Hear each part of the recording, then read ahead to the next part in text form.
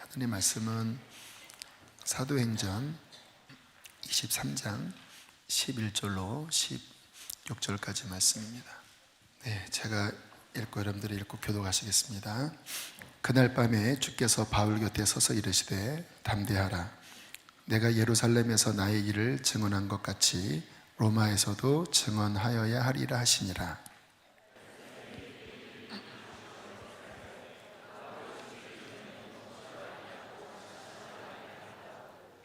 이같이 동맹한 자가 40여 명이더라.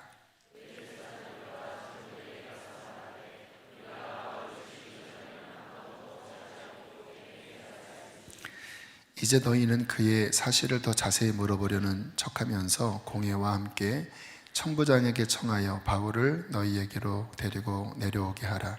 우리는 그가 가까이 오기 전에 죽이기로 준비하였노라 하더니 바울의 생질이 있다함을 듣고 와서 영내에 들어가 바울에게 알린지라. 아멘. 오늘 이 밤에 우리 윤성철 선교사님 귀한 말씀을 전해 주실 텐데요. 지난 빌드업 선교학교 아주 열정적인 강의로 우리 교회의 선교를 또 한 단계 더 세워 주셨고요. 몇 번 저희 교회 오셔서 선교의 귀한 말씀을 전해 주셨는데 앞으로도 계속해서 함께 더 우리 중동과 또 열방을 향하여 함께 동역할 우리 형제 선교사님이십니다. CG 선교 대표신데요. G는 제너레이션이고 C는 본인이 설명하실 것입니다. 우리 윤성철 선교사님 나오실 때에 우리 따뜻한 사랑의 박수로 환영하시겠습니다.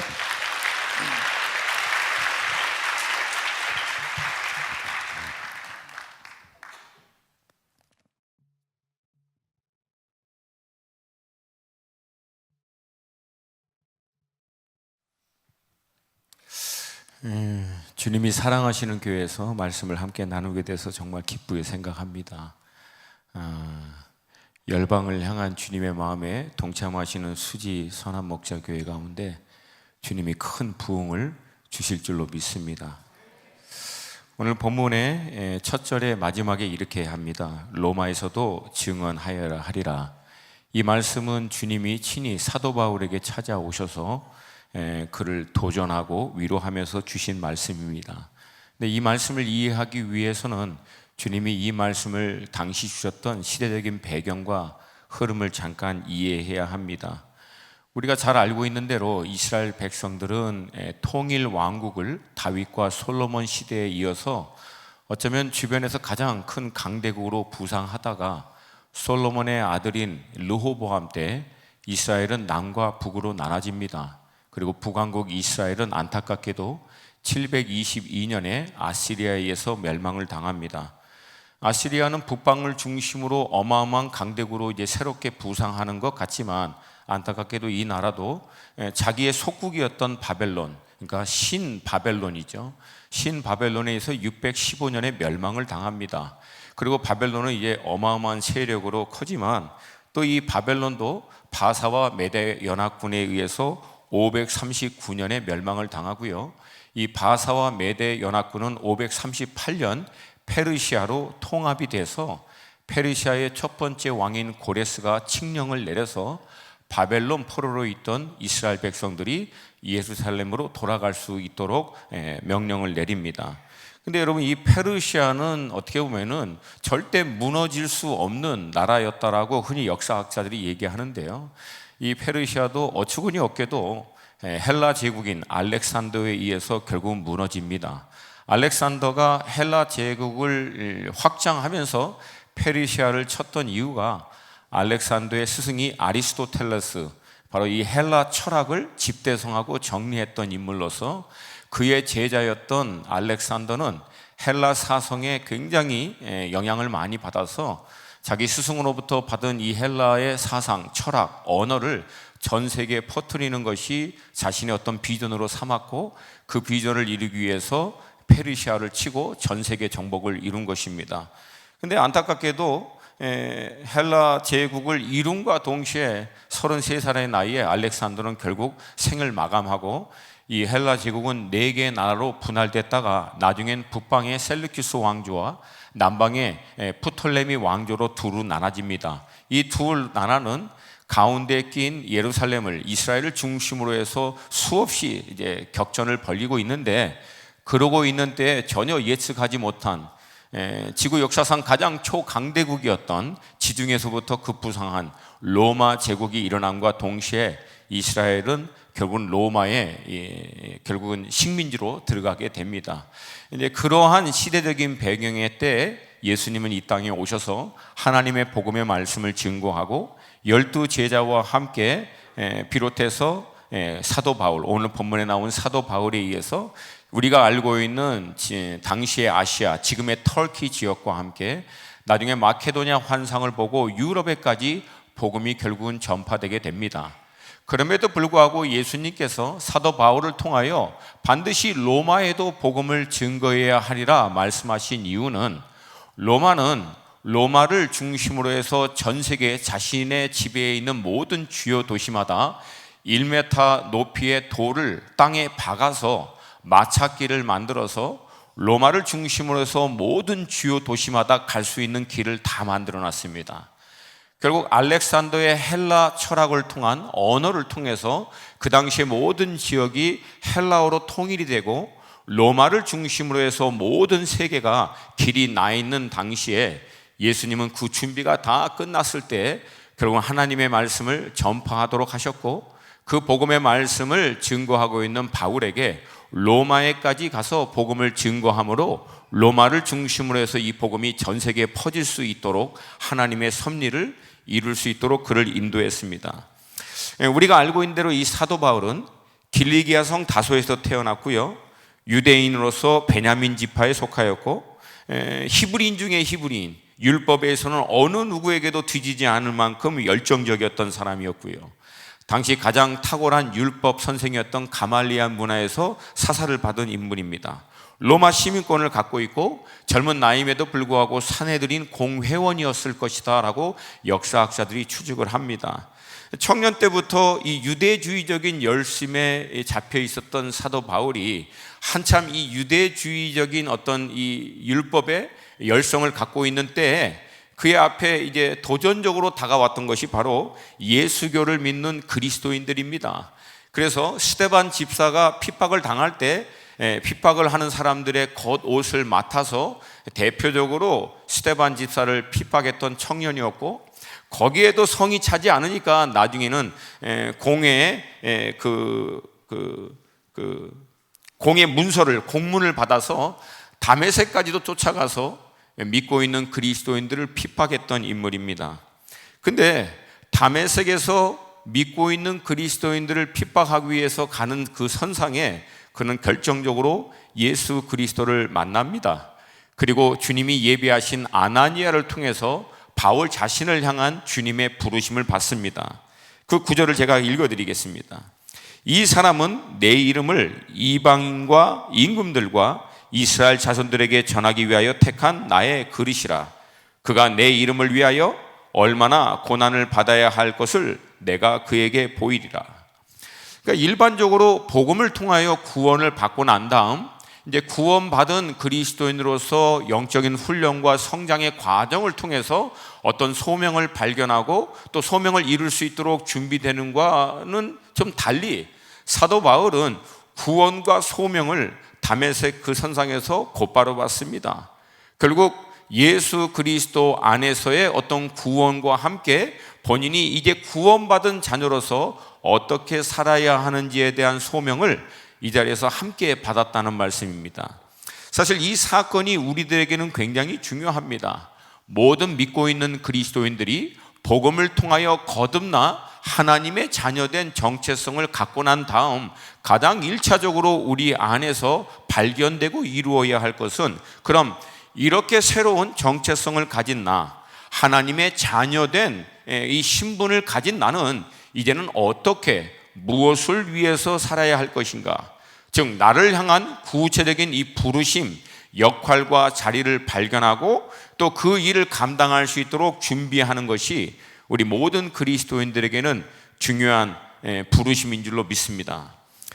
저의 기도는 우리 수지 선한 목자 모든 믿음의 식구들 한 분 한 분이 구원과 함께 천국의 소망을 가짐과 동시에 여러분 한 분 한 분을 향한 사도 바울이 고백한 것 같이 창세 이전부터 모태에서 본인이 조성되기 이전부터 하나님이 이미 나를 보았고 나를 향한 모든 계획을 그분이 이미 갖고 계시고 알고 계신 것처럼 여러분 한 분 한 분을 향한 하나님의 부르심의 목적, 콜링, 소명이 무엇인지를 발견하고 그것을 이룰 수 있는 그리스도의 사람으로 준비되어 결국 그 소명, 그 부르심을 다 이루어 주님 앞에 설 수 있는 한 분 한 분이 되시기를 주님의 이름으로 축복합니다.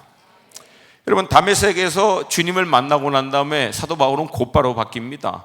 예수 믿는 사람 핍박하던 자리에서 이제는 예수를 하나님이 보내신 메시아인 것을 증거하게 됩니다. 그리고 나서 사도 바울은 잠시 그 핍박과 함께 다메섹을 떠나 아라비아로 들어갑니다. 그리고 추측하건대 대략 한 3년을 아라비아에서 보냅니다. 많은 역사학자들이 3년 동안 사도 바울이 아라비아에서 무엇을 했을까 추측하는 것은 아마 구약의 모든 율법을 예수 그리스도의 이 복음 안에서 새롭게 정리하는 시간을 갖지 않았는가 추측을 합니다. 그리고 다메섹에 돌아와서 다시금 하나님의 말씀을 증거하다가 많은 사람들로 핍박을 받자 제자들이 광주리에 달아서 사도 바울을 피신시켜서 예루살렘으로 보냅니다. 그렇게 피신한 사도 바울을 받아들인 사람이 바로 바나바였고요. 바나바는 예루살렘에서 사도와 성도들에게 이 바울을 소개합니다. 그 인사를 나누고 난 다음에 사도 바울은 자신의 고향인 다소에 돌아가서 다소에서 역사학자들마다 그 시간의 연도가 좀 틀리긴 하지만 대략 7년 전후를 머뭅니다. 그 7년 동안 하나님의 구체적인 인도하심을 위해서 그는 고향인 다소에서 머물고 하나님의 인도하심을 기다렸던 것입니다. 여러분 사도 바울이라고 하는 인물을 이해하시는 분들은 7년의 시간을 아무 일도 하지 않고 고향인 다소에서 하나님의 구체적인 인도하심을 위해서 기다리고 머무르고 있다라고 하는 것이 사도 바울에게는 얼마나 어려운 일인지를 모두가 알 수 있을 것입니다. 그가 나중에 바나바로부터 부름을 받고 2차 감옥에 투여해서 네로 핍박돼 순교할 때까지 중간에 보면 쉬었다는 흔적이 없어요. 단 한 번도 편하게 쉬었다는 기록이 나와 있지 않습니다. 그렇게 열정과 헌신적인 사람이 7년의 시간을 가만히 기다린 거예요. 하나님의 인도하심을 위해서. 그래서 때로는 우리의 열성, 우리의 열심, 우리의 어떤 노력보다도 성령의 또한 하나님의 구체적인 인도하심이 더 우선이 돼야 될 줄로 믿습니다. 아멘.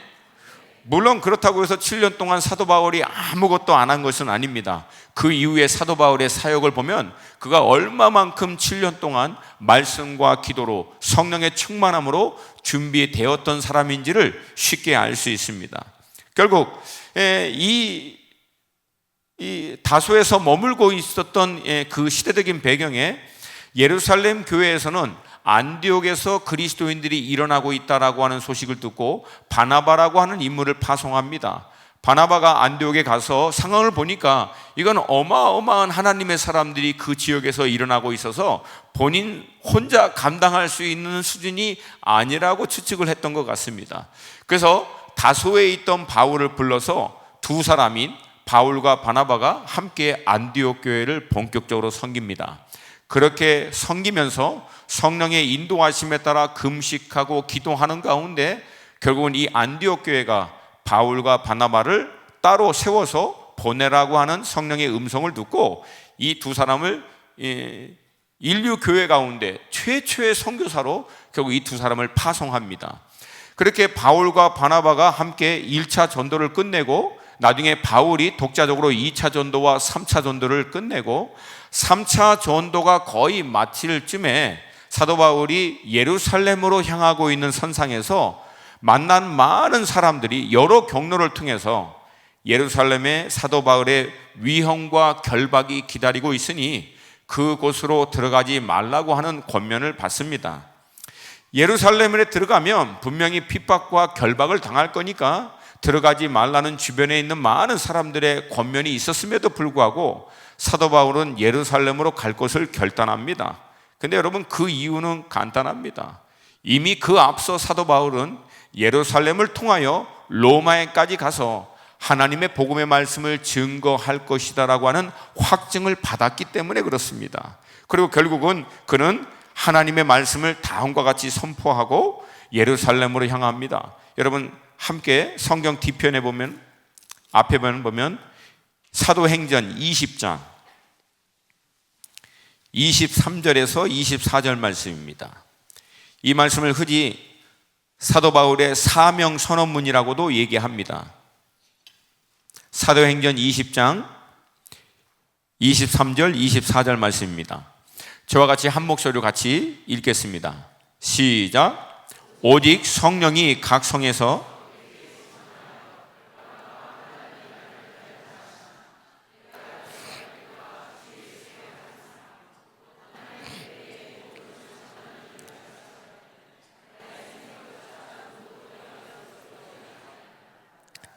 아멘. 이 본문에서 사도 바울은 자기 자신을 향한 소명과 모든 믿는 자들에게 주신 하나님의 사명을 언급하고 있습니다. 내가 달려갈 길, 주 예수께 받은 사명, 주 예수께 받은 사명이 무엇인지를 그 다음 이어서 곧바로 설명합니다. 곧 하나님의 은혜의 복음을 증언하는 일, 이것이 곧 사명이라고 얘기합니다. 그러나 이 사명을 위해서 앞에 내가 달려갈 길이 있다라고 하는 거예요. 헬라어로 보면 이 두 가지가 명확하게 구분이 되어 있습니다. 내가 달려갈 길, 그건 곧 소명, 부르심, 콜링이라고 얘기하고요.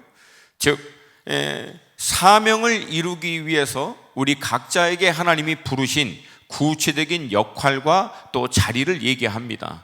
그래서 하나님은 여러분 한 분 한 분이 가정주부이든 비즈니스맨이든 선생이고 교사이고 사역자고 선교사이든 간에 평신도이고 사역자에 상관없이 모든 그리스도인들이 감당해야 할 사명을 주셨는데, 그것은 하나님의 은혜의 복음을 증거하는 일이고, 또 그 하나님의 은혜의 복음을 증거하는 사명을 구체적인 자리와 역할을 통해서 감당할 수 있는 각자의 소명, 부르심도 주신다는 것입니다.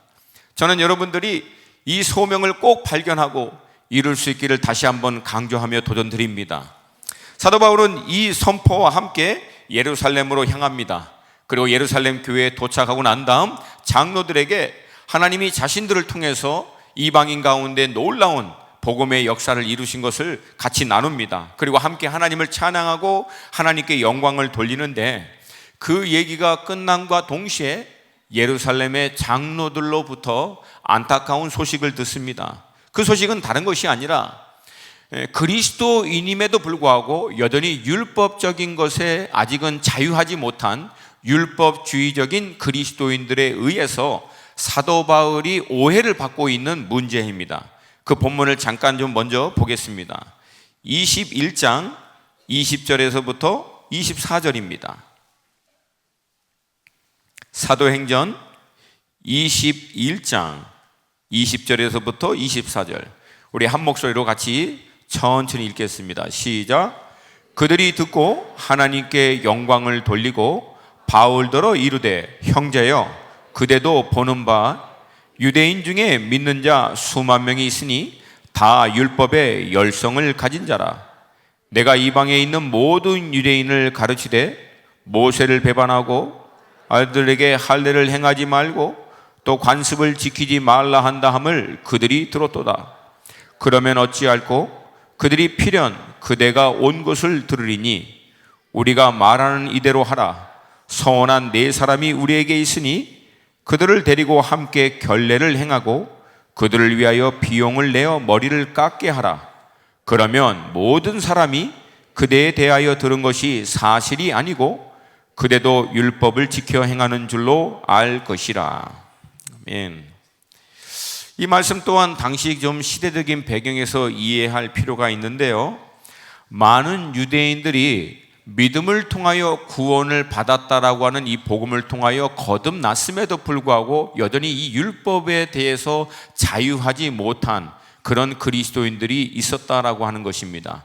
가장 쉽게 얘기하면은 어떻게 보면 유교적인, 우리나라 예로 보면 유교적인 전통에 오랫동안 매여 있는 사람이 복음을 듣고 그 복음을 믿고 거듭나 그리스도인이 되어 있음에도 불구하고 생각하는 사고나 삶의 여러 실제적인 습성, 관점은 여전히 그 유교적인 것에서부터 자유하지 못하는 상태. 물론 그렇다고 해서 구원받지 않았다라고 얘기할 수 없습니다. 오늘 본문에도 율법에 열심히 있는 그리스도인 형제라고 분명히 얘기하고 있습니다. 아직 이 과도기적인 과정에서 이 부분에서 자유하지 못한 그런 연약함을 가지고 있는 자들입니다. 그러니까 이 사람들이 사도 바울에 대해서 오해를 했는데 율법 다 지킬 필요 없고 다 폐기해야 되고 아무 의미 없다. 사도 바울이 그렇게까지는 얘기하지 않았는데 이 얘기가 와전되면서 많은 율법주의적인 그리스도인들이 사도 바울이 그렇게 얘기했다라고 오해하고 있는 상황입니다. 그러니까 바울의 입장에서는 참 난감하면서도 답답할 수밖에 없는 상황입니다. 복음을 위하여 평생 그렇게 수고하고 헌신했는데도 불구하고 늘 주변에 사람들이 자신들에 대해서 오해하고 바울의 많은 서신서를 보면은 사도 바울의 사도권에 대해서도 반박하고 사도 바울이 교회 리더십에 대한 것도 반박하고 하다못해 자기가 세운 교회에서도 그 권위를 인정받지 못해서 어떻게 보면은 쫓겨나는 수모까지도 당했던 예가 있었던 것을 보면 사도 바울이 복음으로 인해서 받은 핍박은 단순히 이방인들뿐만이 아니라 함께 복음을 나누고 있는 형제들로부터 얼마나 많은 아픔, 어려움을 겪었는지를 알 수 있습니다. 그러나 사도 바울은 성숙함으로 이런 장로들의 권면을 받아줍니다. 여러분, 우리가 복음을 증거하는 현장 가운데 우리의 의도와 우리의 어떤 생각과 상관없이 우리의 행한 어떤 모습을 통해서 상대방이 오해할 수 있고 잘못 이해할 수 있습니다. 근데 여러분, 어느 때는요 그것을 너무나 따지고 분명히 누가 맞고 누가 틀린 것인가 이걸 막 해야 할 때가 아니고 어느 때는 넉넉히 그들의 연약함을 이해하고 품어야 될 줄로 믿습니다. 사도 바울 입장에서는 전혀 그렇게 할 필요가 없어요. 그럼에도 불구하고 장로들의 권면을 성숙함으로 받아들입니다. 그래서 결례를 행하기 위하여 준비한 사람들을 위해서 함께 비용을 내서 성전에 들어가서 함께 그 결례에 참여함으로 본인이 율법을 함부로 폐기하는 자가 아니라 여전히 율법을 지키고 따르는 유대인이다라고 하는 것을 증명합니다. 근데 안타깝게도 그 일을 행하다가 이제는 성전 안에서 아시아에서 온 이제 유대주의자들, 그리스도인이 아닌 완전히 율법에 잡혀있는 주데이즘, 유대주의의 열성분자인 사람들에게 또 잡힙니다. 이 사람들은 또 무슨 오해를 했냐면 사도 바울이 이방인을 성전으로 데리고 왔다라고 또 오해한 거예요. 사실은 안 그랬거든요. 근데 이것도 또 오해해서 그렇게 잡아서 어마어마한 사람들이 사도 바울에게 붙으면서 폭동이 일어납니다. 여러분, 이 폭동이 얼마나 컸냐면 이 소요 사태가 터지자 50부장, 100부장이 뛴 게 아닙니다. 1000부장이 왔어요. 여러분, 1000부장은 어떤 사람입니까? 1000부장 어떤 사람이죠? 1000명의 군사를 거느리는 사람이에요. 그러니까 여러분, 1000부장이 이 소요 사태 때문에 뛰어든 것이라면 이 소요 사태가 얼마나 큰 사건인지 여러분 이해하시겠습니까? 이게 결코 작은 사건이 아니에요.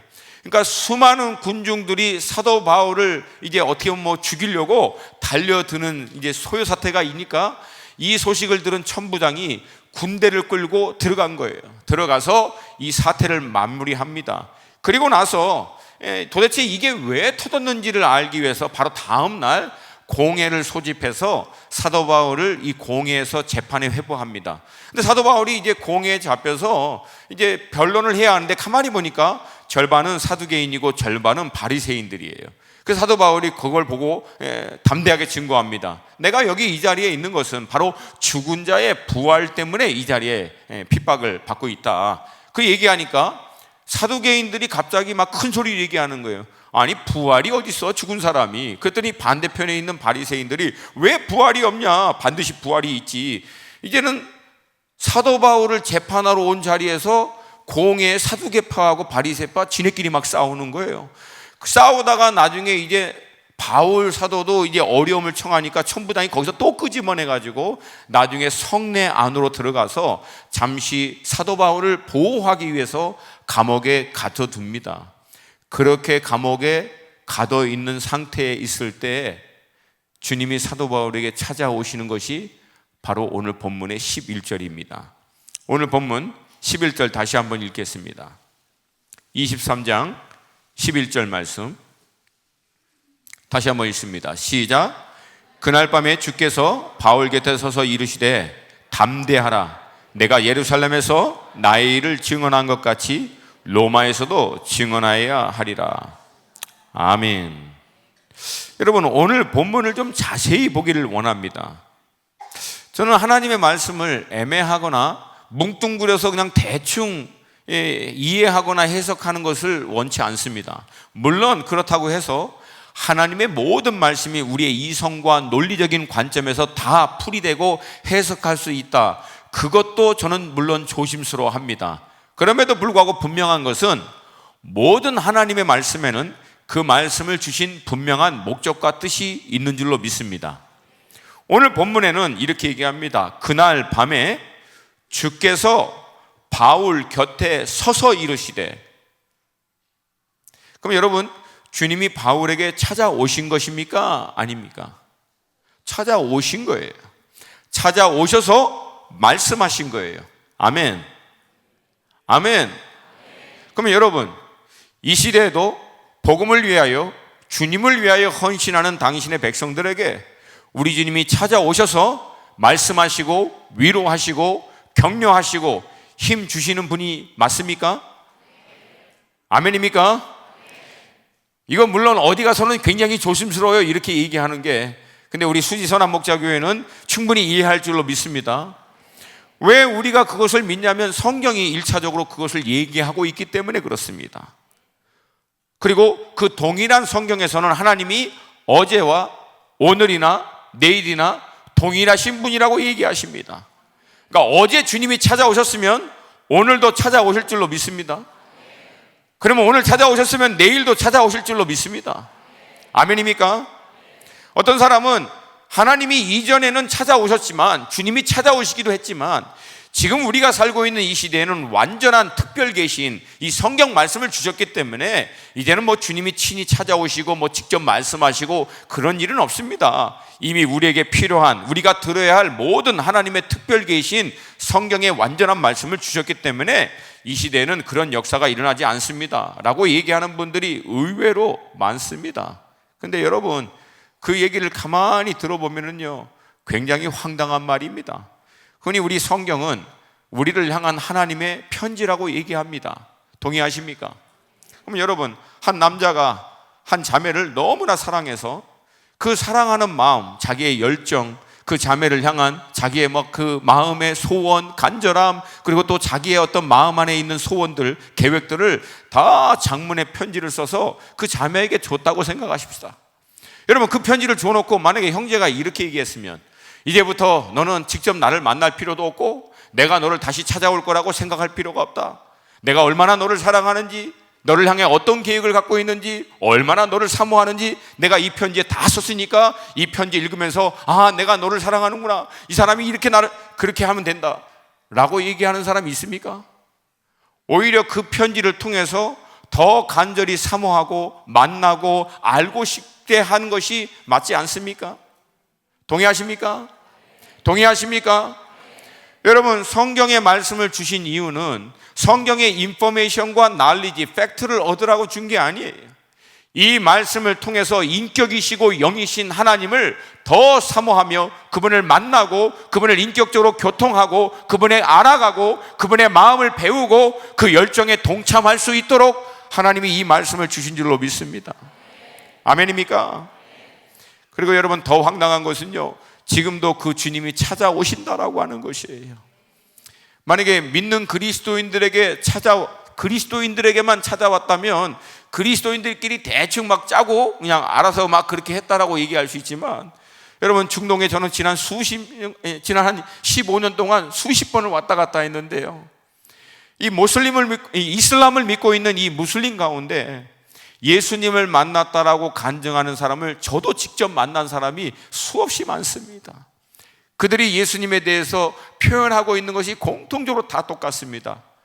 주님이 자기에게 왔는데 빛과 같이 너무나 밝아서 얼굴을 쳐다볼 수 없고요, 하얀 옷을 입고 손을 벌렸는데 양손에 구멍이 나 있고요, 자기의 이름을 알고 이름을 부르면서 내가 너를 사랑한다 라고 말씀하신다는 거예요. 그러니까 여러분, 이 사람들은 그 주님을 만났는데도 그분이 누군지를 모르는 거예요. 나중에 몇 년이 지나고 선교사님과 그리스도인들을 통해서 바로 그분이 예수님이다라고 하는 것을 발견한 거예요. 그리고 지금도 지난번 중동 방문에도 그런 주님을 인격적으로 만난 시리아 난민을 또 보고 왔다는 거예요.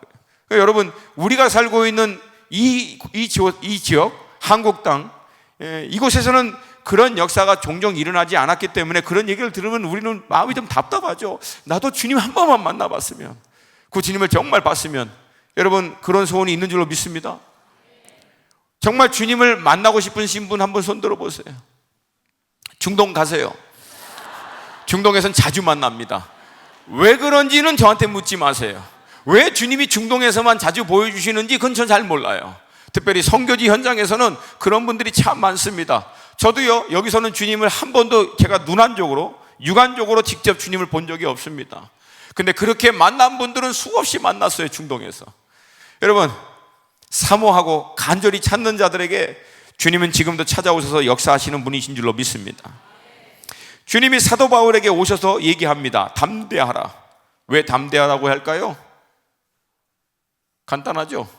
담대하지 못하니까. 아니, 여러분, 너무 깊게 심오하게 생각하지 마세요. 담대한 사람에게 담대해! 아니, 담대한데요?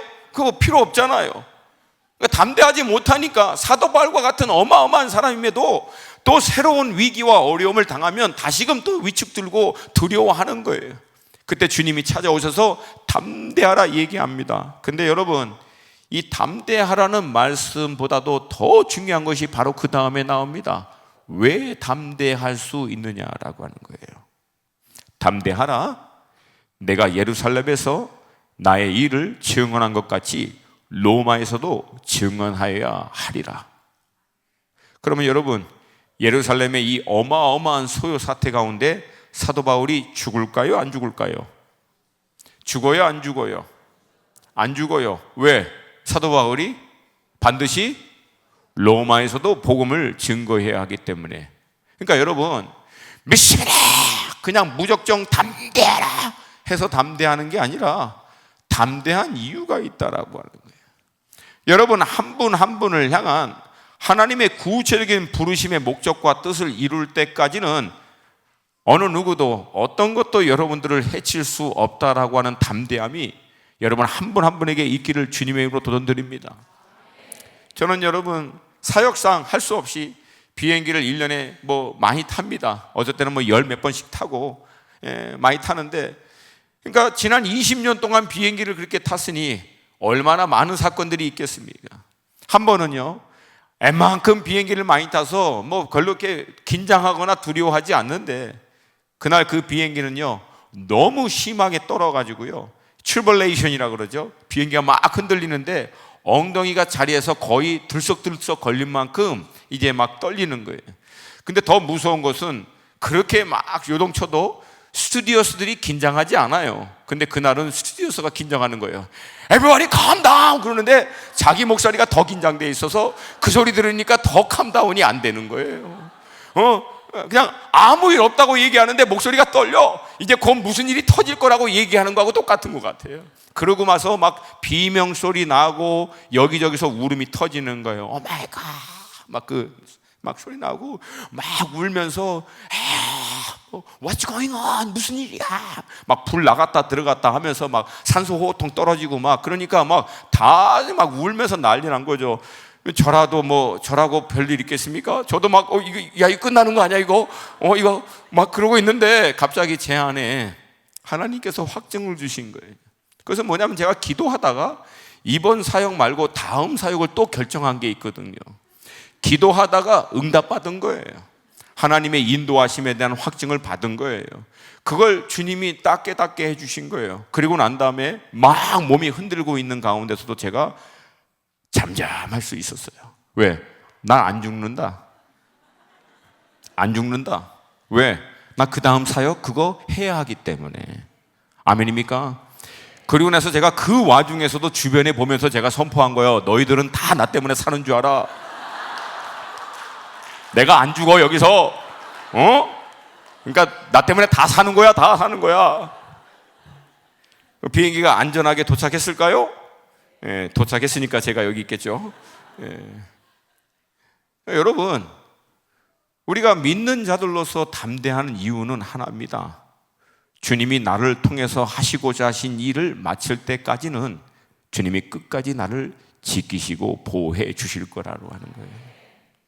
이게 여러분, 소명과 구체적인 인도하심을 쫓아가는 사람들이 갖고 있는 담대함입니다.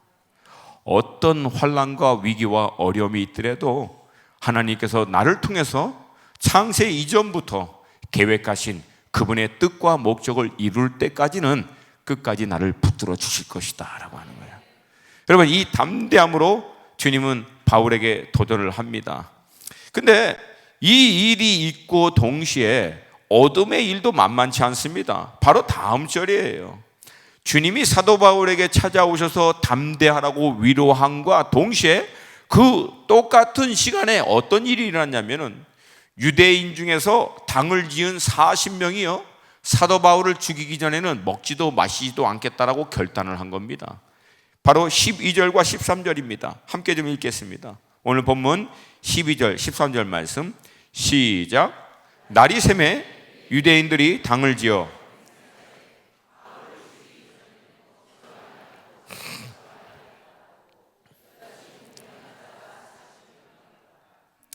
아멘. 근데 여러분, 이 사람들이 단순히 이렇게 결단하고 그냥 끝난 게 아니고요.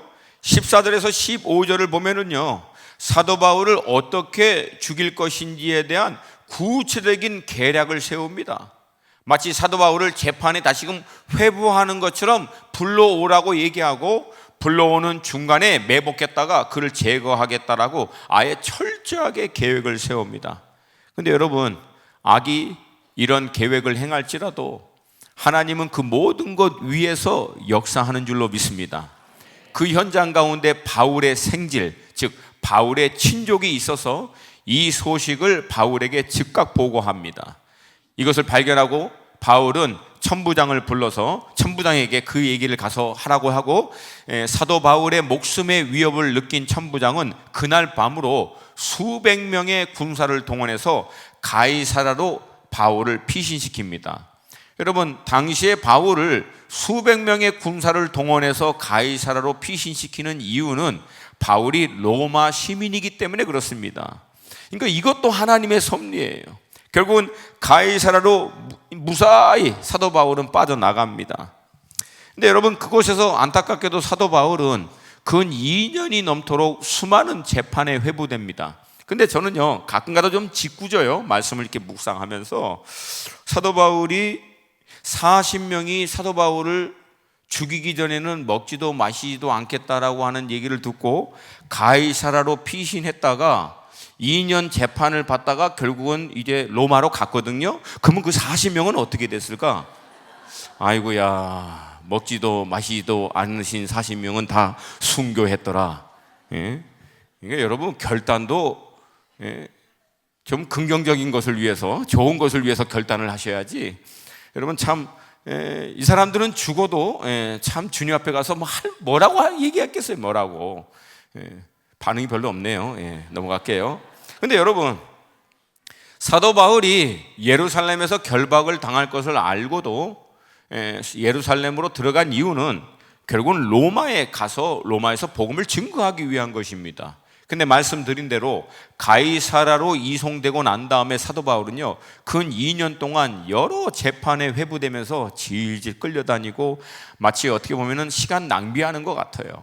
근데 여러분, 그 기간 동안 무슨 일이 있었는지 제가 리스트로 하나하나 말씀드리겠습니다.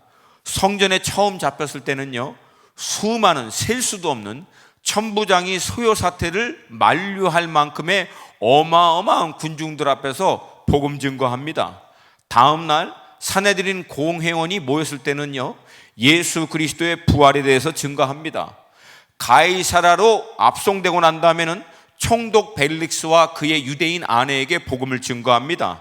나중에 벨릭스가 정치를 좀 잘 못해서 잘립니다. 그리고 나서 다음에 베스도가 가이사라 총독으로 들어오거든요. 베스도가 새로운 총독으로 오니까 아그리빠 왕이 그냥 형식상의 정치적인 어떤 인사차 다시 가이사라로 옵니다. 그때 베스도가 아그리빠 왕에게 바울에 대해서 얘기하니까 아그리빠 왕이 나도 그 바울에 대해서 듣고 싶다, 그 사람 불러내라. 그래서 베스도가요, 아그리빠 왕 내외와 함께 가이사라 지역에 있는 모든 높은 사람들을 다 모아서 바울을 불러서 바울이 그 자리에서 복음을 증거하게 만듭니다. 나중에 로마에 압송당할 때 폭풍과 어려움을 당해서 함께 배를 타고 있는 모든 사람들에게도 다 복음 증거하죠. 나중에는 로마의 감옥에 갇혀 있는 상태에서 자신을 찾아오는 당시 그 유대인들에게 복음을 증거하고, 나중에는 시저인, 가이사인 네로, 그리고 황제들에게도 복음을 증거하게 됩니다. 그러니까 결국은 질질 끌려다니면서 시간 낭비하고 에너지 소모하는 것 같지만 사실은요, 하나님은 그 모든 과정을 통해서 이미 아나니아를 통해서 사도 바울에게 얘기하신 하나님의 소명대로 다 이루어 가십니다. 사도 바울이라고 해도 함부로 복음을 증거할 수 없는 사람들 앞에 하나님은 이 어려운 과정 가운데서도 다 세워서 복음을 증거하도록 한 거예요. 할렐루야, 할렐루야. 제가 이 말씀을 드리는 이유가 있어요. 때때로 여러분 개개인의 삶 가운데 하나님의 부르심과 소명을 이루기 위해서 그 일에 열심으로 뛰어나가는 길에 여러분이 전혀 기대하고 계획하지 않았던 문제와 어려움 때문에 이게 질질 끌리는 것 같고 시간과 에너지만 낭비되는 것 같고 별로 의미 없는 일 가운데 여러분이 계속 매여 있는 것 같지만, 여러분 하나님의 부르심의 선상 가운데 그 인도하심을 정확하게 따라가고 있는 것이 맞다면 걱정하지 마세요. 하나님은 그 모든 것을 합력하여 선을 이루십니다. 반드시 이루십니다.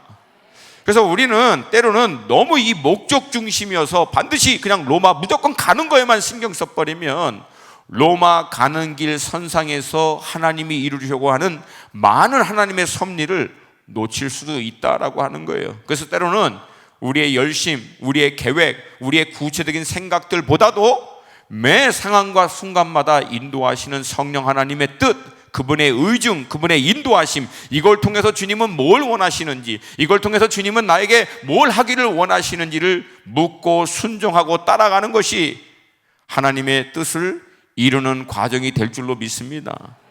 아멘. 이번에 단기 선교 가시는 분들, 그냥 이번에 단기 선교 가서 내가 레바논을 뒤집어버리고 그냥 레바논을 완전히 엎어버리고, 그러지 마세요. 그러지 마세요. 그랬으면 이미 끝났지. 그러니까 레바논이 뒤집어지는 게 1차 목적이 아니라 레바논 가서 여러분이 뒤집어지는 게 1차 목적이에요. 할렐루야, 할렐루야. 그래서 여러분 마음 가운데 단기 선교를 시간과 물질과 이 휴가까지 빼가면서 이렇게 했으면 이 정도는 해야지, 이 정도는 사역을 뭔가 해야지 사역하고 왔다라고 하는 어떤 만족, 어떤 성취감도 있을 텐데 이게 뭐 하는 건지, 여러분 주님의 뜻에 맡기세요.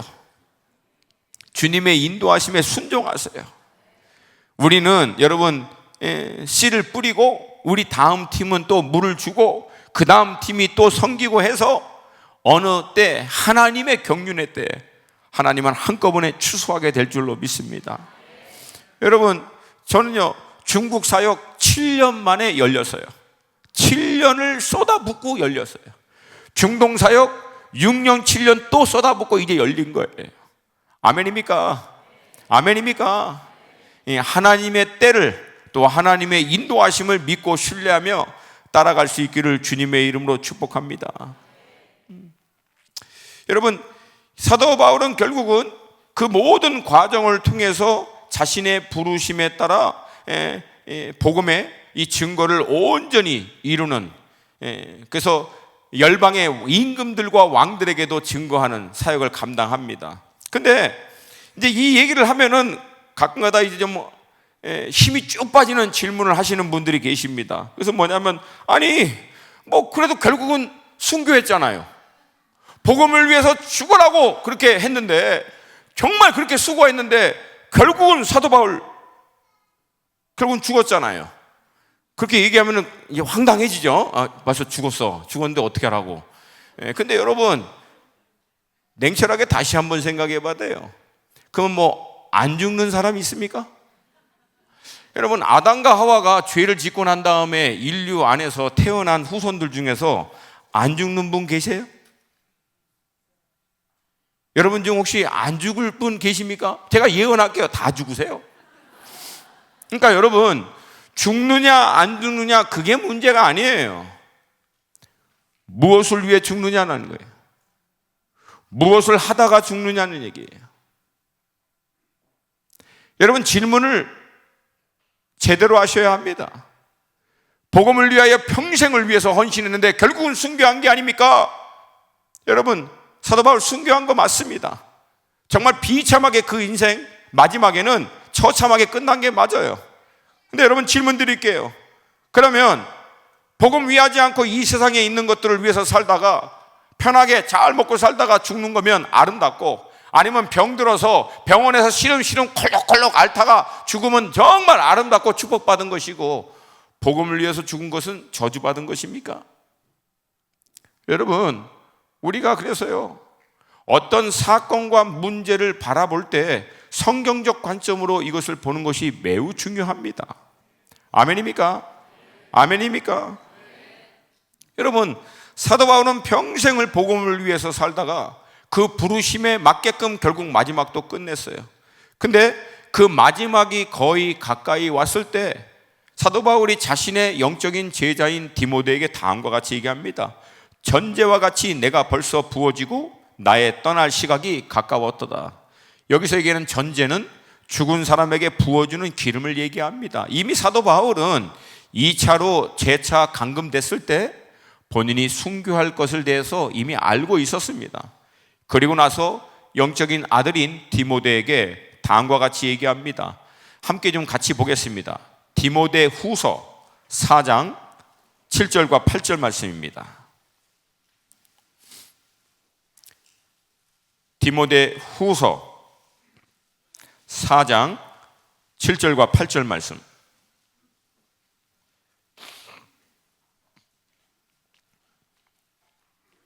디모데 후서 4장 7절과 8절 우리 한 목소리로 같이 읽습니다. 시작. 나는 선한 싸움을 싸우고 나의 달려갈 길을 마치고 믿음을 지켰으니 이제 후로는 나를 위하여 의의 면류관이 예비되었으므로 주 곧 의로우신 재판장이 그날에 내게 주실 것이며 내게만 아니라 주의 나타나심을 사모하는 모든 자에게도니라. 아멘. 여기 7절을 보면은요, 사도 바울이 의도적으로 세 가지를 나누어서 얘기합니다. 첫 번째, 선한 싸움을 싸우고, 두 번째, 나의 달려갈 길을 마치고, 마지막 세 번째, 믿음을 지켰으니. 첫 번째, 여기서 얘기하는 선한 싸움은요, 사도 바울이 복음을 위해서 헌신하는 가운데 겪었던 많은 핍박, 어려움, 고난, 환난, 그 과정 가운데 본인이 내적으로 겪었던 갈등과 아픔, 혼란스러움, 이 모든 위기들을 이겨냈던 싸움을 얘기합니다. 여러분, 우리가 주님을 위해서 헌신하고 결단하면 우리 앞에 대로처럼 하이웨이가 생기는 것이 아니라 이미 앞서가신 믿음의 선배들의 삶을 통하여 우리가 잘 알고 있는 듯이 많은 환난과 핍박과 어려움이 있는 것이 분명합니다. 때로는 정말 이게 의미 있을까? 때로는 가장 옆에서 내가 신뢰하고 함께했던 사람들로부터 어려움을 겪을 때 이 내적인 갈등과 아픔은 이건 설명할 수 없을 만큼 큽니다. 그러나 그 모든 것들을 다 끝까지 이겨내는 이 내적인 싸움을 사도 바울은 감당한 것을 고백합니다. 저는 여러분들이 때로는 주님을 위해서, 복음을 위해서 전도하고 선교에 동참하고 몸된 교회를 위해서 헌신하는 과정 가운데 때로는 누구의 어떤 비판적인 말, 비아냥거리는 말, 아니면 이해할 수 없는 믿지 않는 자들로부터 오는 많은 오해와 그런 부정적인 반격, 이 모든 것들을 주 예수 그리스도의 은혜로 넉넉히 이겨낼 수 있기를 도전드립니다. 아멘입니까? 아멘입니까? 오히려 여러분 그런 핍박과 어려움이 오면은 그냥 간단하게 생각하세요. 내가 잘하고 있구나. 동의하시면 아멘. 그러니까 여러분, 내가 정말 복음을 위해서, 정말 주님의 사명을 위해서 사는데 아무 문제도 없고 아무 어려움도 없고 모든 게 잘 되고 너무나 원더풀하고 아름답고, 여러분 죄송하지만 만약에 정말 그렇다면은요, 여러분 예수 그리스도의 편이 아닐 수도 있어요.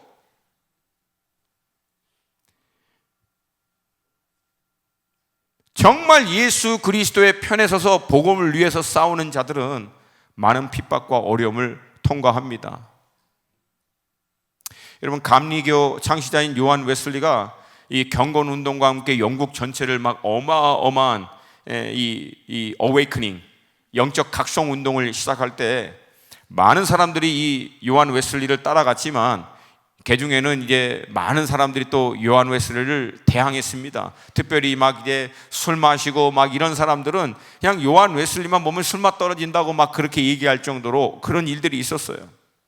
근데 요한 웨슬리가 그런 사람들로부터 늘 핍박과 어려움을 당해도 믿음으로 그걸 잘 이겨냈는데, 하루는 다른 마을로 복음을 증거하기 위해서 말을 타고 가는데 가만히 생각해 보니까 지난 일주일 동안 자기에게 아무 핍박과 어려움이 없는 거예요. 그때 요한 웨슬리가 위기를 느낀 거예요. 아, 내가 뭔가 잘못하고 있나 보다. 왜 내가 복음을 위해서 정말 제대로 하고 있는 것이 맞으면 핍박과 어려움이 있어야 되는데 어떻게 일주일 동안 아무 일이 없었지? 갑자기 두려운 마음이 들어서 말에서 요하네스가 내렸대요. 내려서 무릎을 꿇고 주님께 간절히 기도한 거예요. 기도하고 있는데 갑자기 저쪽 언덕 너머에서 술 취한 한 남자가 벽돌을 요한 웨슬리에게 던져, 야이씨 하면서 벽돌을 확 던지는 거예요. 요한 웨슬리 옆으로 확 지나가면서 그 순간 요한 웨슬리가 일어나면서 할렐루야, 할렐루야, 제대로 하고 있구나. 아멘입니까?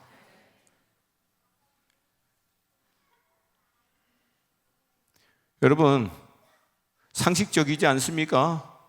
사단이 자기에게 피해가 안 되시는 분들은 내버려 두세요. 편하게 사시게. 자기에게 피해가 되시는 분들은 사단이 핍박하고 공격합니다.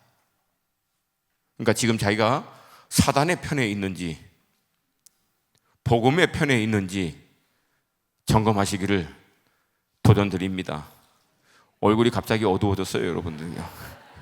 두 번째, 나의 달려갈 길을 마치고, 앞에 얘기했듯이 복음을 위해서 내가 달려갈 나의 부르심을 얘기합니다. 이방인을 위한 사도, 이 복음 증거자로서의 자신의 길을 마쳤다는 거예요. Finish my race, 나의 달려갈 길을 나는 마쳤다라고 하는 거예요. 세 번째는 믿음을 지켰으니, 즉 그리스도 예수를 향한 그의 마음을 결국은 끝까지 지켜낸 거예요. 할렐루야, 할렐루야. 그리고 나서 얘기합니다. 이제 나를 위하여 의의 면류관이 예비되었다. 그러니까 평생을 복음을 위해서 핍박과 환난을 다 통과하고 난 다음 결국 자기의 영적인 아들에게 얘기합니다. I'm finished. 난 다 마쳤다. 나의 부르심 다 마쳤다. 나는 내 경주, 이 믿음의 경주, 나는 다 끝냈다. 그리고 나는 이제 주님이 나를 위하여 예비하신 의의 면류관을 이제 받게 될 것이다. 여러분, 이 고백이 여러분과 저의 고백이 되기를 원합니다. 제가 알다시피 이제 작년에 저희들이 10월에 우리 강대현 목사님과 함께 중동에 있는 70명의 목회자들과 또 한국과 아시아에 있는 여러 목회자들이 70명이 함께 한 140여 분이 모여서 모임을 했습니다. 그냥 흔히 얘기하는 컨퍼런스처럼 누가 뭐 순서 정해서 뭐 대표 기도하고 말씀 이런 식으로 하지 않고 정말 기도하면서 성령님이 인도하시는 대로 각자 감동되는 대로 하나님의 말씀을 나누고 함께 기도하고 성령이 인도하시는 대로 모임을 이끌었던 그런 시간을 가졌고요. 여러분, 그 모임이 너무 성령님께서 역사해 주셔서 저희들이 지난 수년간 쏟아부었던 거거든요. 근데 그 열매로 결국은 그들이 자발적으로 이제 선교에 본인들도 동참하기를 원한다고 선교 훈련을 해달라고 요청해서 11월 말부터 선교 훈련을 45명이 받기 시작했습니다. 그리고 앞으로 6개월 후에 그들이 이제 자신들이 살고 있는 그 지역에서 다른 나라 중동 국가로 선교사로 3개월, 6개월, 1년씩 떠나는 것을 지금 준비하고 있어요. 할렐루야, 할렐루야. 근데 저는 사실 이 모임을 가기 전에 개인적으로 너무 좀 힘들었어요. 이게 왜냐하면은 제가 이제 지난 8월에 말쯤에 그 여름에 그 미국에서 사역을 마치고 돌아와서 일주일 정도 지나자마자 이제 북아프리카에 있는 모로코에 우리 선교사 또 신방하고 거기서 또 사역하고 돌아와서 또 일주일 정도 지나자마자 다시 호주의 브리스번에 가서 거기서 또 이제 사역을 선교 훈련하고 돌아와서 그리고 또 이제 한 5일 정도 있고 난 다음에 다시 중동에 또 가는 거예요. 근데 스케줄이 계속 왔다 갔다 하다 보니까 밀려가지고 떠나기 3일 전에 금요일 저녁부터 제가 있는 수원에서 일산까지 이제 저희들 식구하고 같이 갔어요. 저희 두 아들들이 이제 고아양형이 있어가지고 아버지 얼굴이 까먹게 생겨가지고 안 되겠다, 밥이라도 같이 먹자 해갖고 수원에서부터 아이들이 학교 마치자마자 일산에까지 가서 저는 이제 일산에 저희 식구들을 두고 거기서부터 다시 오살리 기도원에 가가지고 거기 이제 중국 공동체 이제 집회 인도하고 집회 다 끝나고 다시금 금요일 날 밤에 돌아와서 일산에서 잠깐 자고 다음 날 아침에 일산에 있는 우리 조이풀 교회 선교 훈련 마치고 오후에 다시금 오살리 기도원에 가서 저녁 집회 또 인도하고 그날 밤에 또 돌아와서 다음 날 아침에 어디예요? 그 파주, 경기도 파주까지 가서 거기서 거기 그 온누리 청년 연합 집회 거기서 인도하고 그리고 제가 그 파주에서 우리 식구들을 수원에 내려놓고 그 다음에 수지 선한 목자교회에 와서 선교 훈련을 하고 그리고 집에 가서 샤워하고 이제 중동으로 나가는 거예요. 남의 일이 아니니까 별로 감동이 없으시네요. 그러니까 제가 그거 하면서요, 나중에 막 졸고 막 그러면서 너무 힘든 거예요. 너무 힘든 거예요. 그래서 주님, 너무 힘듭니다. 근데 나는 뭐 이렇게 죄가 많습니까? 왜 나는 이렇게 돌아다니고 막 이렇게 씨가 빠지게 이렇게 다녀야 되냐고 막 푸념하고 있고 막 그러는데 그때요, 제가 묵상했던 게 바로 이 사도행전이에요. 사도 바울. 근데 한참 주님께 너무 힘듭니다. 정말 힘들어 죽겠습니다. 이러고 있는데 제 안에 사도 바울 선생님께서 저에게 말씀하시는 세미한 음성이 들리는 것 같더라고요. 야! 너는 차 타고 다니지. 너는 비행기라도 타고 다니지. 나는 걸었어, 생짜로다. 산 넘고 강 넘어 다 걸어 다녔어. 차 타고 다니면서 말이 많아. 차 타고 다니면서 말이 많아. 그에게 쑥 들어가는 거예요. 힘들다는 소리를 감히 할 수가 없어. 여러분, 사도 바울이 평생 얼마를 걸었는지 아시죠? 뭐 어마어마한 거리를 걸었다고 합니다. 근데 그 중동 모임에 가기 전에 저희들이 그 호주에 우리 박주현 목사님이 이제 자신 교회를 제자에게 넘겨주고 터키로 갔거든요. 터키에 이제 아다나로 갔는데 거기를 이제 저희들이 방문할 이제 기회가 있었어요.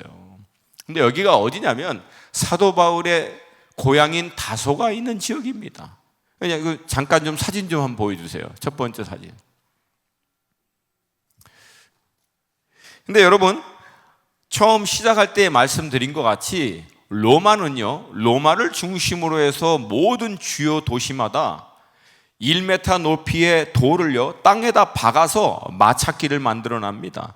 그래서 여러분, 그렇게 땅에 박았던 돌이요 지금도 발견돼요. 근데 이 아다나라고 하는 이 지역에서부터요, 이 다소라고 하는 이 지역에서 더베로 넘어갈 때 이 지역에 관문이 있어요. 바로 이 관문이 바로 이거예요. 전의 그림, 전의 사진. 전의 사진 아니면 다음 사진. 네, 그거. 예. 여러분 이렇게 보이죠? 밑에 땅에 박아놓은 거 돌 보이시죠? 그러니까 저희들이 이제 그 박지원 목사님 이제 신방한다고 이제 갔는데 사실 뭐 사도 바울이 뭐 옛날에 썼던 우물 뭐 가보니까 아닌 것 같아, 뭐 가짜 같아, 뭐 별로 감동이 없는데 마지막으로 여기를 이제 데리고 간 거예요. 그러면서 이제 이 배경을 알잖아요. 그래서 여러분 여기 다소에서부터 더베로 건너갈 때 여기를 통과해야 합니다. 2차 전도 때는 사도 바울이 더베에서 다소 쪽으로 내려왔고요. 3차 때는 이 다소에서 더베 쪽으로 올라간 지역이에요.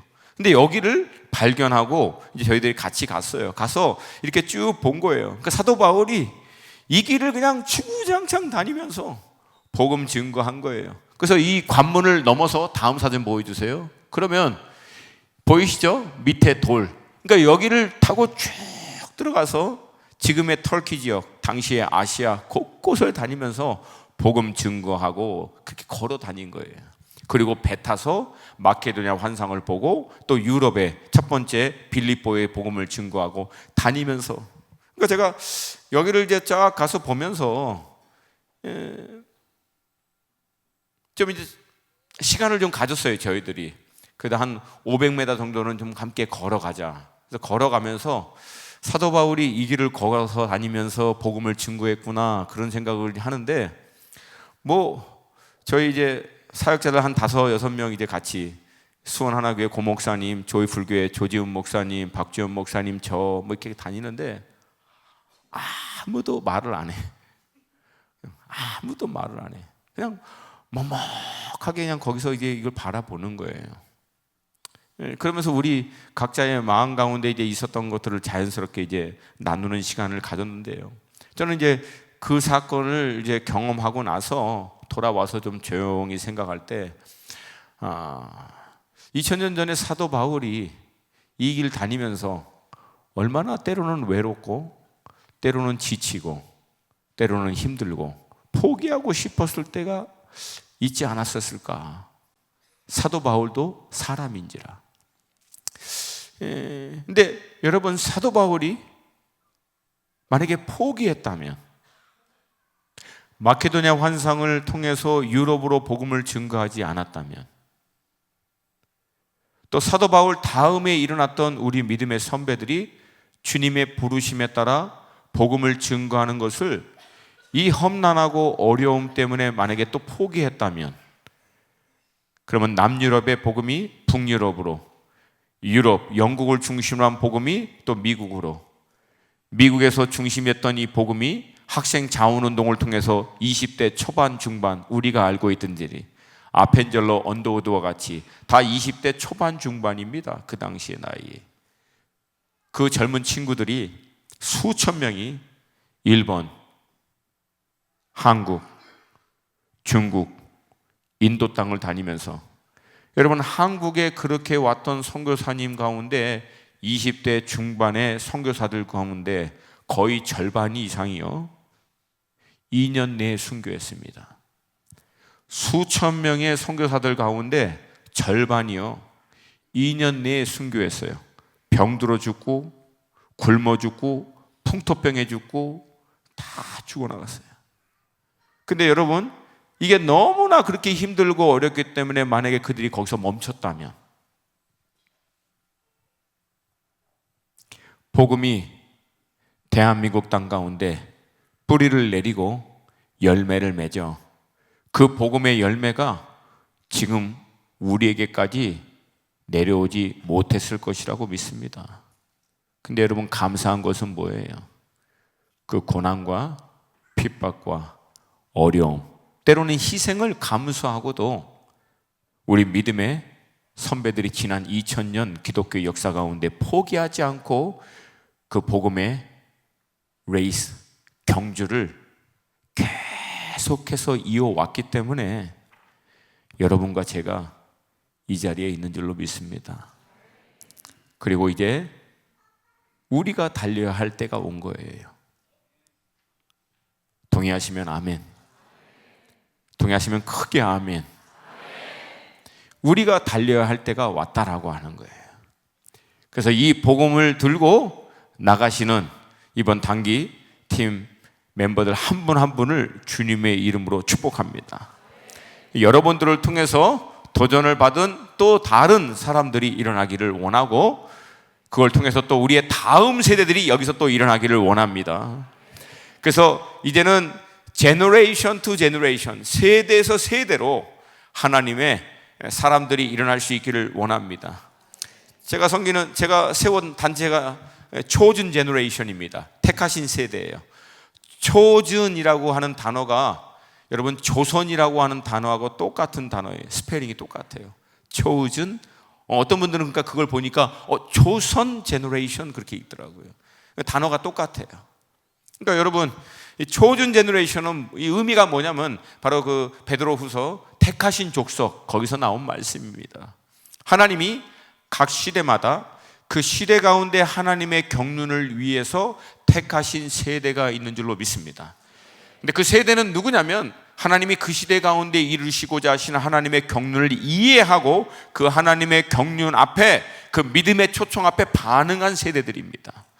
제가 앞에서 사도 바울을 통해서 로마에까지 복음을 증거해야 할 이유를 역사적인 배경으로 설명했습니다. 헬라어가 통용이 되고 로마를 중심으로 해서 모든 도시마다 길이 준비되어 있어서 로마에 들어가면 이 복음이 그 길을 통해서 전 세계로 뻗어나갈 수 있기 때문에 주님은 사도 바울을 통해서 로마에까지 가서 복음을 증거하도록 했고요. 우리가 살고 있는 이 시대에는 지난 1400년 동안 단 한 번도 문이 열리지 않았던 이슬람권 가운데 어마어마한 복음의 문들이 대로와 같이 열리고 있는 시대에 우린 살고 있습니다. 근데 이 복음의 문이 언제 닫히게 될지는 아무도 몰라요. 그래서 이것을 골든타임이라고 얘기합니다. 여러분, 골든타임을 아시죠?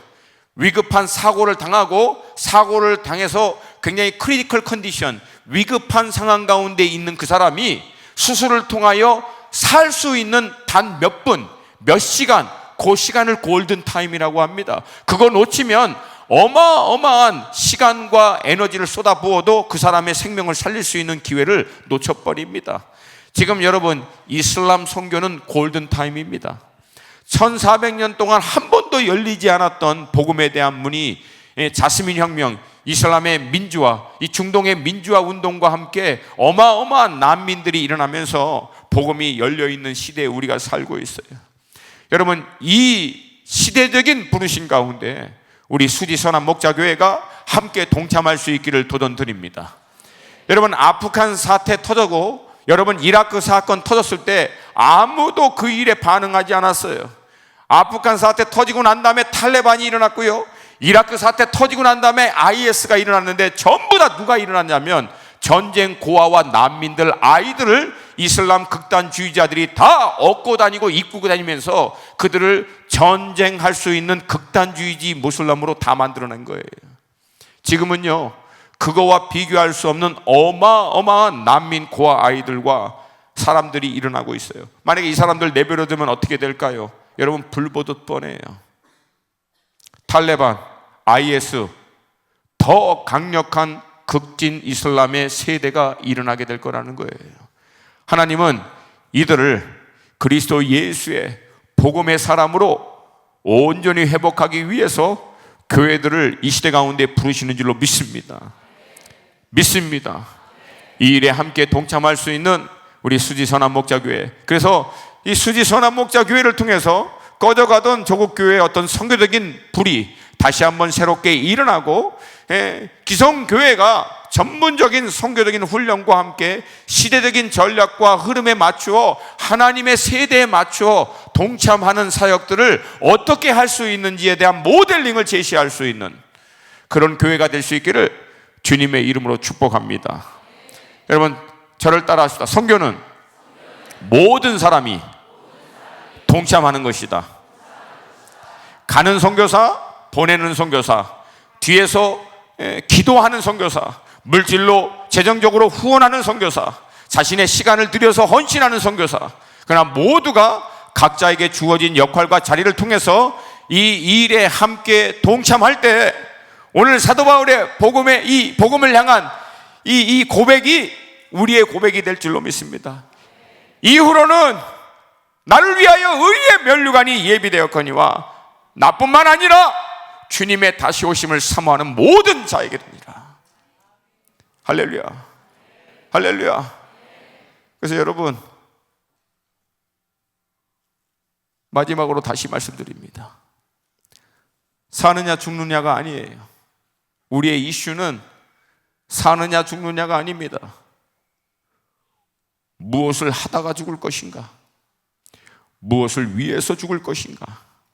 이거를 심각하게 질문하고 이 질문 앞에 우리의 삶을 통해서 대답해야 될 줄로 믿습니다. 기도드리겠습니다.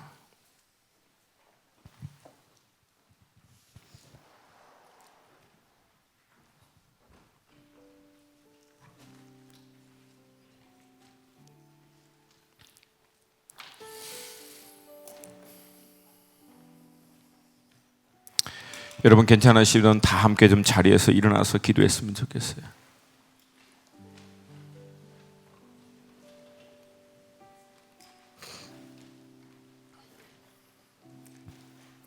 여러분 공교롭게도 우리 오늘 이 예배 찬양 시작할 때 일본 찬양으로 시작하고 마지막에 곡도 또 일본 찬양으로 또 마쳤어요. 근데 사실 저는 23살 때 주님 만나고 25살 때 주님께 올인 하기로 결단하고 26살 미국에서 대학을 졸업하고 제가 선교의 부르심을 받고 처음 갔던 땅이 일본입니다.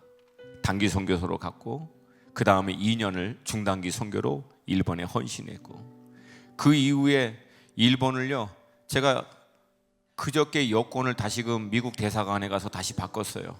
여권의 페이지 다 도장이 찍혀서 심심하고 그래서 기다리는 동안 이렇게 세봤어요. 어느 나라 도장이 제일 많은가? 일본 게 제일 많더라고요. 물론 여전히 제가 중동에 지금 우리 협력하는 팀들과 같이 하지만 지금도 저희를 통해서 파송한 일본 선교사들이 일본에 있고 제 어떤 영적인 마음에 이 일본이 아직도 남아있기 때문에 보니까 지난 몇 년 동안 28번을 갔더라고요. 28번, 28개 스티커가 있더라고요. 28개. 내 안에 근데 좀 마음이 짠한 거예요. 26살부터 시작했던 일본 선교 지금 제가 50이 넘었으니까 25년이 넘은 거죠. 25년이. 근데도 아직도 돌아오지 않는 저민족을 볼 때 마음이 참 힘들고 어려울 때가 있어요. 그러나 여러분 저는 믿습니다. 나는 순종하고 주님은 역사하신다. 우리는 순종하고 주님은 역사하신다.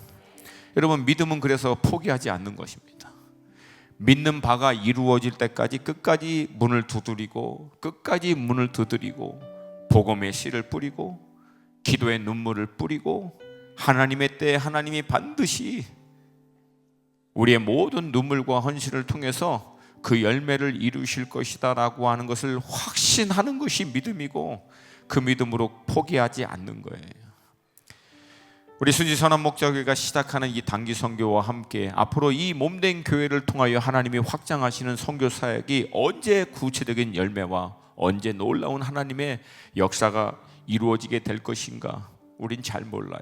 그러나 우리가 믿고 있는 것이 한 가지 있습니다. 눈물로 씨를 뿌리는 자는 기쁨으로 단을 거두리로다. 할렐루야, 할렐루야. 사도 바울과 같이 사도 바울의 고백과 같이 아볼로도 뿌리고 아볼로는 뿌리고 나는 걸음을 주었지만 자라게 하시는 분은 하나님이시다. 하나님의 때 하나님은 반드시 그분이 영광을 받으실 열매를 이루게 되실 줄로 믿습니다. 여러분 그때까지는 우리가 이 믿음의 경주를 같이 감당할 수 있기를 원합니다. 이 시간 우리 함께 기도하겠습니다. 하나님, 우리 교회가 이 부르심 앞에 반응할 수 있도록 하여 주시옵소서. 이 믿음의 경주를 끝까지 달려갈 수 있도록 하여 주시옵소서. 우리도 우리의 생을 마치는 날 사도 바울과 같이 나도 나의 달려갈 길을 마쳤다, 고백할 수 있는 인생들 되게 하여 주시옵시고, 나의 믿음을 지켰다라고 고백할 수 있게 하여 주시옵소서. 이 일에 우리 수지 선한 목자교회가 한 몸이 되어 한 마음이 되어 함께 주의 부르심을 반응하며 나아갈 수 있도록 주님 역사하여 주시옵소서. 여러분 괜찮으면 다 함께 손을 들고 우리 기도했으면 좋겠어요. 주님, 이 일에 모든 세대가, 모든 지체들이 한 마음과 한 뜻으로, 보내는 자로, 가는 자로, 기도하는 자로, 물질로 헌신하는 자로, 자신의 삶을 들여 헌신하는 자로 함께 이 일에 헌신할 수 있도록 성령님 우리의 마음을 주장하여 주시옵시고, 우리 몸된 교회 가운데 당신의 열방을 향한 마음을 부어 주시옵시고, 그 일을 믿음으로 순종하는 발걸음을 보호하시고 인도하여 주시옵소서. 우리 주님의 이름 세 번 부르고 같이 기도합니다. 주여!